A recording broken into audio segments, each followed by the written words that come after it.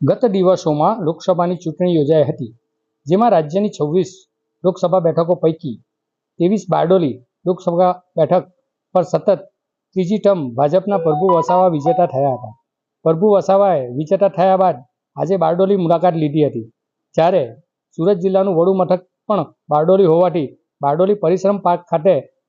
23 બારડોલી લોકસભાનું જનસંપર્ક કાર્યાલયનું આજે વિધિવત રીતે ઉદ્ઘાટન કરવામાં આવ્યું અને આ જનસંપર્ક કાર્યાલય થકી કેન્દ્ર સરકારની વિવિધ યોજનાઓનો લાભ તમામ નાગરિકોને મળી રહે અને કોઈ અગવડ ના પડે એ હેતુથી અહીં કાર્યાલય ખોલવામાં આવ્યું.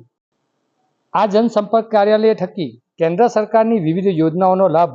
તમામ નાગરિકોને મળી રહે અને કોઈ અગવડતા ન પડે એ હેતુ સાથે અહીં કાર્યાલય ખોલવામાં આવ્યું હોવાનું સાંસદ પ્રભુભાઈ વસાવાએ દાવો કર્યો હતો. આપણા દેશના રાષ્ટ્રપતિ તરીકે બંધારણીય સ્થાન પર બિરાજમાન એક આદિવાસી મહિલા આદરણીય દ્રૌપદી મુર્મુજીના આજના જન્મદિવસે એમની નિરામય તંદુરસ્તી માટે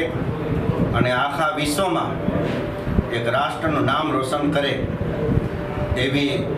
હું એમને હૃદયના ભાવ સાથે એમને શુભકામનાઓ પાઠવું છું. અને આજના દિવસે સરદાર સાહેબની કર્મભૂમિ સાથે જોડાયેલી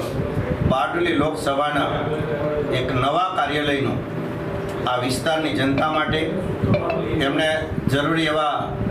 કામોના સરળીકરણ માટે એક વધુ એક કાર્યાલયનું ઉદ્ઘાટન એમના અવતરણના આદરણીય દ્રૌપદી મુર્મુજીના અવતરણ દિવસે આજે જ્યારે શુભારંભ કર્યો છે ત્યારે મને પણ એનો આનંદ છે. આ કાર્યાલય સૌ માટે આશીર્વાદરૂપ બની રહેશે એવી અપેક્ષા રાખું છું.